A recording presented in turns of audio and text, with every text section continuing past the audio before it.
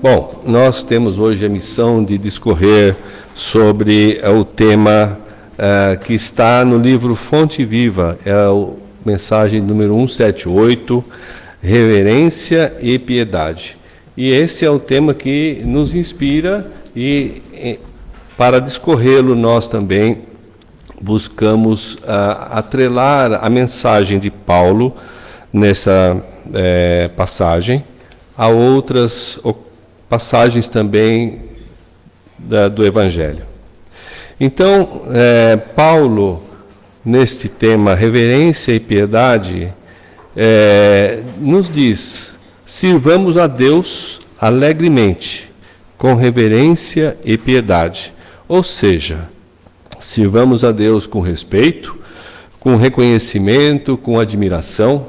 E a piedade nos remete à compaixão, nos remete à paciência, nos remete à tolerância e nos remete ao amor para com o próximo.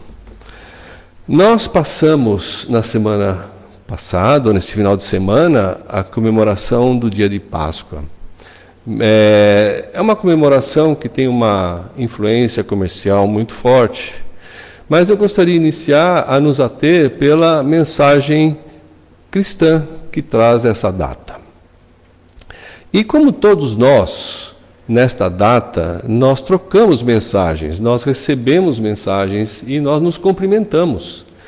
E eu recebi várias delas e achei muito interessante. E eu já estava com o tema nas mãos, eu falei assim, nossa, eu tenho que aproveitar essa ideia que está me ocorrendo para transmitir, para enriquecer a mensagem trazida por Paulo.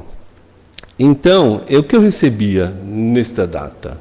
Mensagens que vocês também receberam de autores desconhecidos, como, por exemplo, que a alegria da Páscoa renove a sua alma e traga paz em seu coração. Foi uma mensagem. A outra mensagem, que a sua festa de Páscoa esteja recheada de renovações. A outra mensagem, que a mensagem de amor de Jesus Cristo seja novamente lembrada nesta Páscoa. É um dia de celebração, mas também de reflexão, agradecimento e principalmente de renovação e da fé. Lendo essas mensagens, eu falei, puxa vida, parece que nós estamos recordando de Jesus somente nesta ocasião, numa data específica, quando nós devemos fazê-lo continuamente. E essa data, sabemos nós, também tem um apelo comercial muito forte. Então, falei, muito bem, é válido que nós troquemos essa mensagem. Mas fiquei pensando, essas mensagens são repetitivas todos os anos. Em ocasiões como esta, há trocas de mensagens, mas parece que se serve só para aquela data, para aquele momento, para aquele dia. Mas dentre as mensagens que eu recebi uma mensagem que chamou-me muito a atenção. E é essa mensagem que me tocou e que me fez aqui mudar meus planos de apresentação do estudo de hoje, da noite de hoje. Essa mensagem também de autor desconhecida dizia muito simploriamente: tudo parecia o fim, mas era só o começo. Feliz Páscoa. Falei, nossa, tudo, exatamente, paixão de Cristo. Ele tinha sido crucificado. O povo estava desiludido, desapontado, parecia que acabou tudo. E hoje, com o passar do tempo, de anos, de milênios, de séculos, nós vemos que aquilo foi só o começo, foi o despertar de uma nova fase. Então, essa frase de autor desconhecido me chamou a atenção e me fez buscar algumas informações a mais sobre o assunto. E aí eu me deparei com o Evangelho de João. E que o Evangelho de João, narrando no capítulo 2 e 3, que se refere logo ao princípio da peregrinação de Jesus, do seu messianato. Então, e nós vamos recordar em conjunto, porque é conhecida essa passagem, não é? Mas ela é mais completa que normalmente estamos acostumados a ler. Às vezes lemos trechos. E eu vou tomar a liberdade aqui de reler.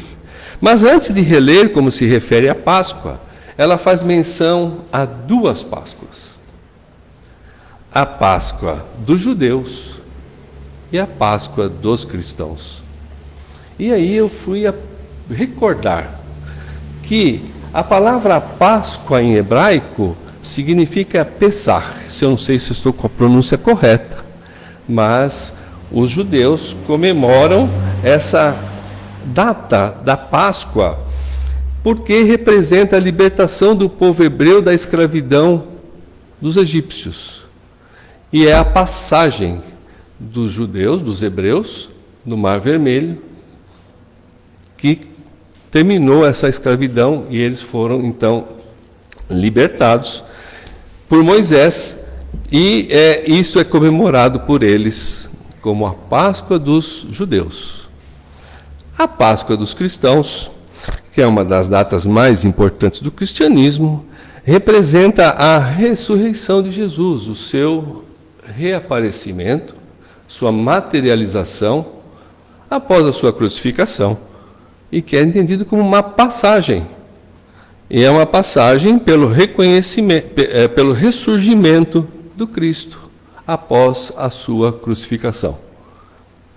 E talvez hoje eu não fui mais adiante na minha pesquisa, o termo passamento, em inglês também é usado passing, é o desencarne, a passagem, o falecimento. Muito bem.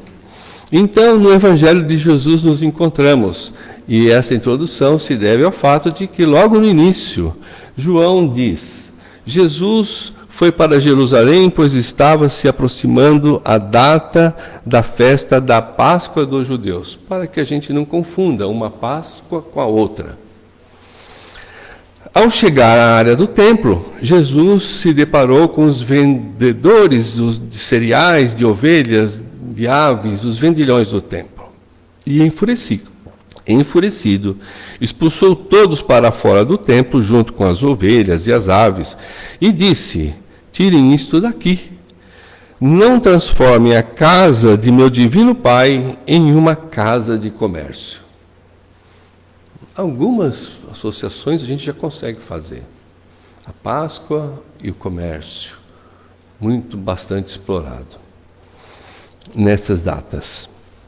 Os judeus, então, e naquele momento, naquela época, com o conhecimento que tinham, e já com a presença de Jesus no seu messianato, agindo mediunicamente através dos seus, entre aspas, milagres, chamava a atenção do povo. Então, os judeus, querendo confrontá-lo, perguntaram: que milagre, que sinal você pode nos mostrar para provar que és capaz destas coisas? Jesus então lhes respondeu: derrubai este templo, e em 3 dias eu o levantarei. Olha o diálogo naquela época. Parece um pouco enigmático, né? E os judeus retrucaram: este templo foi construído em 46 anos, e você o levantaria em 3 dias? Jesus, no entanto, estava falando, segundo João, nesta mesma capítulo da sua carta, do templo do seu corpo, que ele levantaria em 3 dias. Assim, quando Jesus, depois de sua morte, ressurgiu, ou seja, ressuscitou, seus discípulos então se lembraram, lá no final do seu messianato, eles se relembraram, e isso está no Evangelho de João, relembraram que ele havia dito na ocasião, lá no início, que ele iria expulsar os vendilhões do templo, mas que não passaram a crer no que Jesus havia lhes dito, de que ele retornaria. Continua Evangelho de João. Naquela mesma sequência, naquele mesmo encontro do festejo da Páscoa dos judeus, Jesus encontrou com Nicodemos, um dos fariseus, que era um dos líderes dos judeus. E Nicodemos disse-lhe: Jesus, sabemos que você vem da parte de Deus. Por que ninguém pode fazer milagres que você realiza se Deus não estiver contigo? Jesus respondeu: sim, é verdade. A menos que uma pessoa nasça outra vez, não poderá ver o reino de Deus. Jesus já dava a mensagem de que, indiretamente, você também é capaz de fazer isso. Mas se você não renascer várias vezes, você não vai evoluir, você não vai crescer espiritualmente para também chegar a este estado em que você está observando. E Nicodemos perguntou: como pode uma pessoa adulta nascer pela segunda vez? E Jesus explicou: o que lhe digo, aquele que não nascer da água, e aí água representa, água é vida orgânica, não é? Hoje nós sabemos pela ciência que até mesmo a pesquisa de busca de vidas fora da Terra, um dos principais sinais é a presença da água. Se a água estiver em Marte, terá vida. Se a água existir na Lua, haverá vida. Então Jesus já havia dito naquela época: se não nascer da água e do Espírito, não poderá entrar no reino de Deus. Significa que você terá que fazer uma longa caminhada, reencarnar várias vezes, para alcançar esta posição, esse status. O que é nascido da carne é carne, o que é nascido do Espírito é Espírito, disse Jesus. Pare de se admirar por eu ter dito que é necessário voltar a nascer de novo. E Nicodemos perguntou: como isto acontece? E Jesus respondeu: você é mestre de Israel e não sabe disto? Lembre-se que naquela época, alguns filósofos, algumas mentes sábias já haviam citado a reencarnação. Pitágoras, Sócrates, já haviam também mencionado que a reencarnação era uma característica e uma lei da natureza.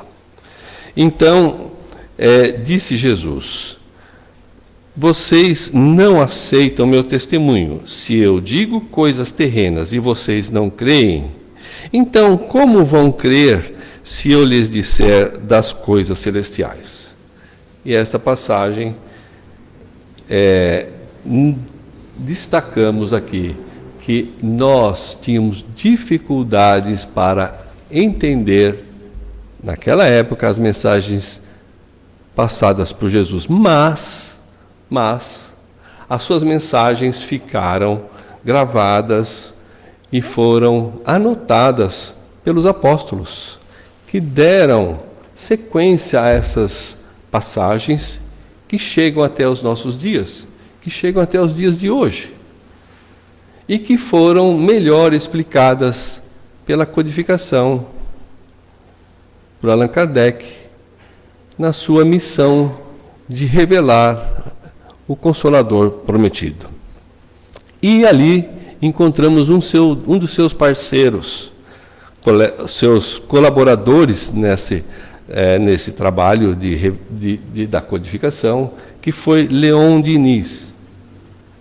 E na sua obra, O Porquê da Vida, Leon Diniz relembra: qual o homem que nas horas de silêncio e recolhimento já deixou de interrogar a natureza e o seu próprio coração, pedindo-lhes a revelação do segredo das coisas, o porquê da vida, das aflições e alegrias, e a razão de ser do universo? Então, Leão Diniz trazia esse questionamento para que nós pudéssemos refletir. E hoje, através do desenvolvimento tecnológico, que é mérito do próprio ser humano, adquirimos o conforto material através do melhor entendimento e a compreensão das leis naturais e das leis do Criador. Então nós temos conforto, mas nos falta a resposta para as nossas questões aflitivas, para os questionamentos do que Leon Denis disse, o segredo das coisas. Então nós, com o nosso próprio esforço, a nossa própria curiosidade, com a nossa própria insistência, e para buscarmos as respostas, o homem, através da ciência, evoluiu este tempo todo. Até chegar ao ponto em que hoje ainda nos encontramos diante de bastantes questionamentos. E fui encontrar aqui, no editorial, ou no artigo de nossa publicação periódica, note bem, a passagem a mensagem que Divaldo, o artigo que Divaldo escreve, e destaquei: o ser humano é o mais glorioso exemplo da criação. Sua destinação é a plenitude, ou seja, todos nós fomos destinados a buscarmos o volume.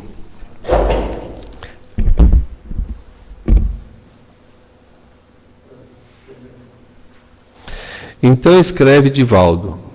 Ok. Obrigado.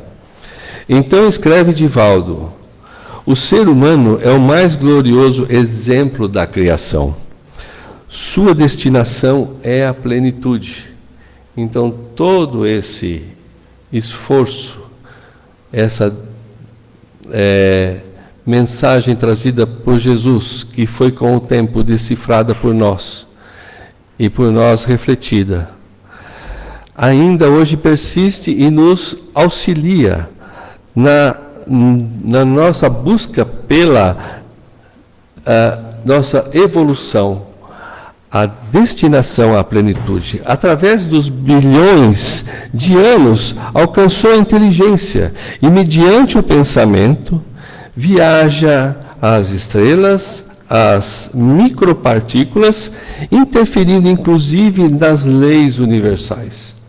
Quer dizer, hoje nós somos capazes, através do nosso estudo, através do nosso conhecimento, interferirmos no DNA, na nossa estrutura orgânica e interferir até nas leis universais. Infelizmente, porém, diz Divaldo, nele ainda permanecem e predominam os instintos primários, que vêm tentando transformar as emoções para alcançar a plenitude. E este texto está contido neste editorial. A cada um de nós cabe a tarefa inadiável de cultivar a paz interior ou a paz coletiva entre os homens, a preço de qualquer sacrifício, conforme a proposta de Jesus Cristo na programação do amor sob todos os aspectos inimagináveis. Porém, diante da transição entre a vida material e a vida espiritual, que nós denominamos de morte, residem as questões de ordem emocional, residem as questões de ordem psicológica, intelectual, moral e de convivência, que trazem reflexo à saúde e ao nosso bem-estar, e que irão determinar o nosso equilíbrio e amadurecimento espiritual, que buscamos dominar, que nós estamos sempre buscando conhecer melhor, nos aprofundarmos para nos dominarmos. Daí o título: buscamos viver em paz. Bom, todas essas pequenas citações se refere ao início da nossa conversa, que aqui citamos: tudo parecia estar no fim, no entanto era só o começo, um começo que perdura até os dias de hoje. E esse começo que perdura até os dias de hoje estão nas obras espíritas. Dentre elas é a que nós estamos estudando, a obra que está contida na mensagem de Paulo de Tarso no livro Fonte Viva, ou seja, reverência e piedade. Com todos esses desafios que nós enfrentamos, pede Paulo que sirvamos a Deus alegremente, com respeito e com dedicação, com compaixão, com entendimento sobre as aflições do nosso próximo. Então, que servamos a Deus, diz Paulo, alegremente, mas não se esquece de acentuar a maneira pela qual nos compete servir-lhe, que seja de forma suave, doce, que seja de forma dedicada, para que ocorra a transformação que tanto buscamos, que ocorra a transformação de alcançar o status de podermos de fato viver em paz. Não poderíamos entender a tristeza nas tarefas não poderíamos estender a tristeza nas tarefas do bem, ressalta Paulo. Ou seja, nós temos que, se isso acontece, aqui é o nosso comentário, se isso acontece, devemos então meditar, orar, refletir, para que, pedindo ajuda, nos reequilibramos e continuemos a caminhada.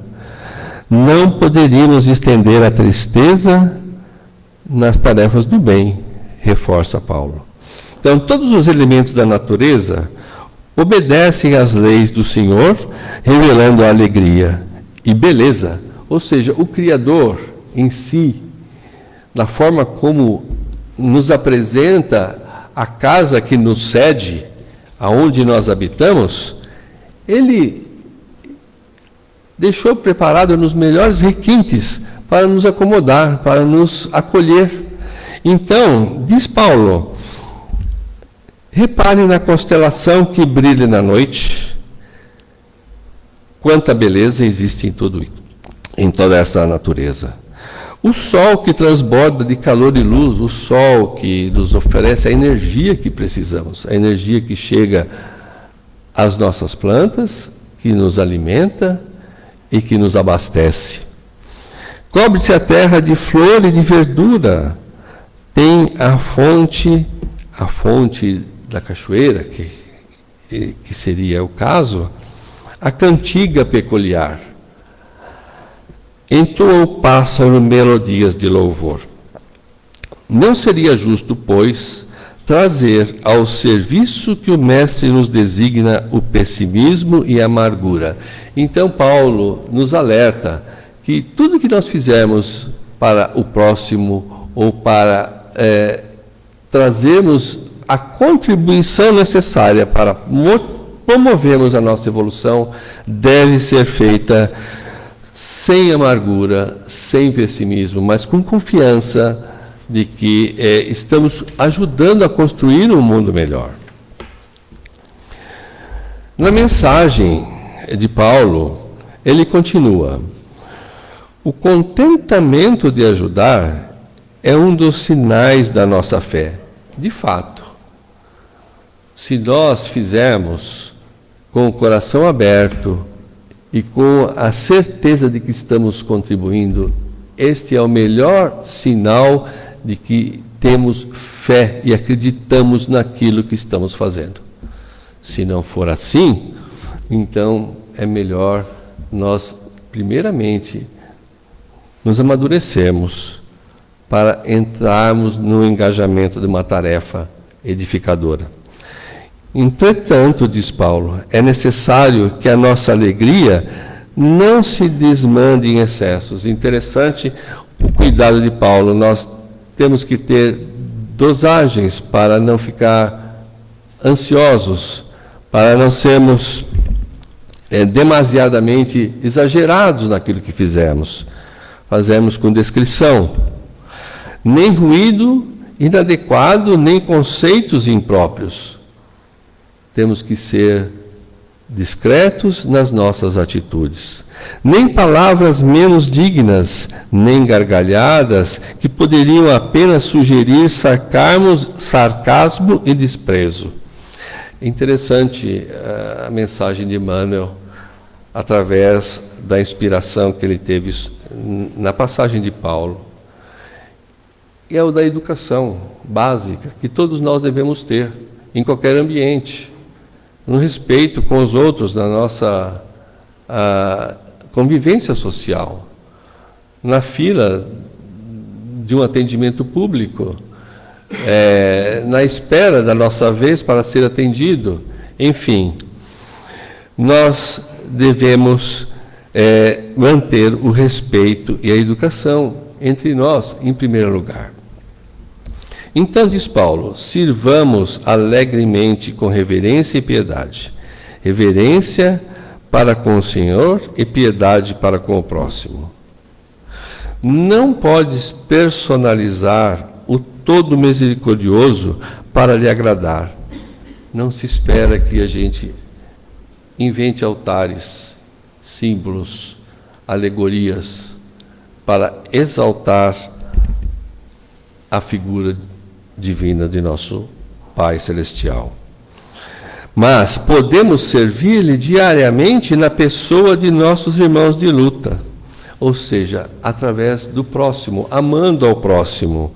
Então disse Jesus certa vez, quando vestistes a um destes pequeninos, lembrai-vos que é a mim que o fazeis.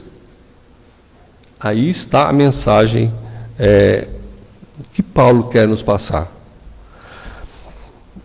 Então, diz Paulo, conduzamos assim o carro do nosso trabalho sobre os trilhos do respeito e da caridade, e encontraremos em nosso favor a alegria que nunca se extingue. Bem, as mensagens de Emmanuel no livro Fonte Viva, cada uma que nós estivemos estudando e que a gente vem a ler, ela tem essa característica de nos educar em vários aspectos da passagem da nossa vida, diante de várias dificuldades que enfrentamos, e também nos elucidando sobre o que nos espera o futuro, após a nosso retorno à pátria espiritual. Então, foi por essa razão que, quando li essa frase, nem tudo parecia o fim, mas era só o começo.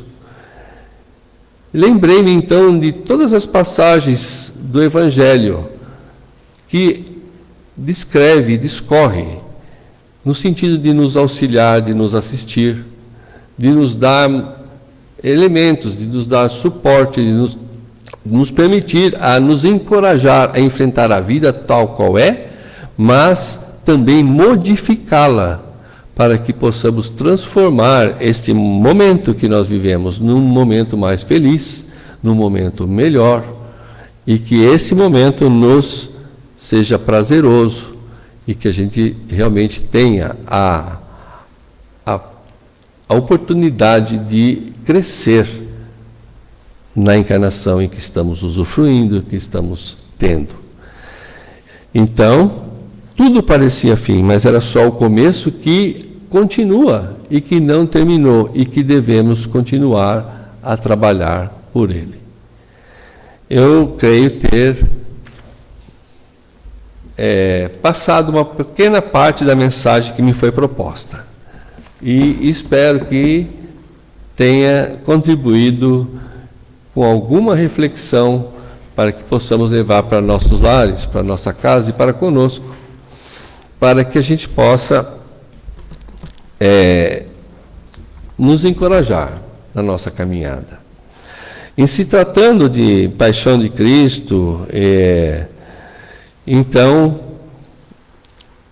o tema está ligado também à reencarnação, que está ligado às oportunidades que teremos e que temos de rever a nossa conduta e também fortalecer a nossa disciplina na nossa auto-reforma. Fiquem com Deus e que tenhamos uma ótima semana para frente.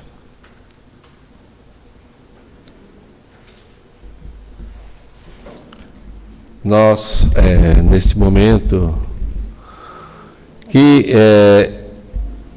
recebemos a assistência espiritual, buscamos aqui, unidos em pensamento, de compaixão, de reverência, agradecer a Deus as oportunidades que temos para o nosso crescimento e a nossa evolução. E que neste esforço que fizemos, que possamos nos dedicar ao nosso próximo, que possamos levar ao nosso próximo a compaixão e o auxílio necessário para a compreensão das dores que possam estar sentindo. Rogamos, Senhor, que nos dê forças para seguirmos com a nossa caminhada na paz que tanto almejamos, rogando então que a sua presença e a sua companhia esteja conosco durante todas as horas de aflições. Fique conosco, Senhor, mais uma vez, que assim seja.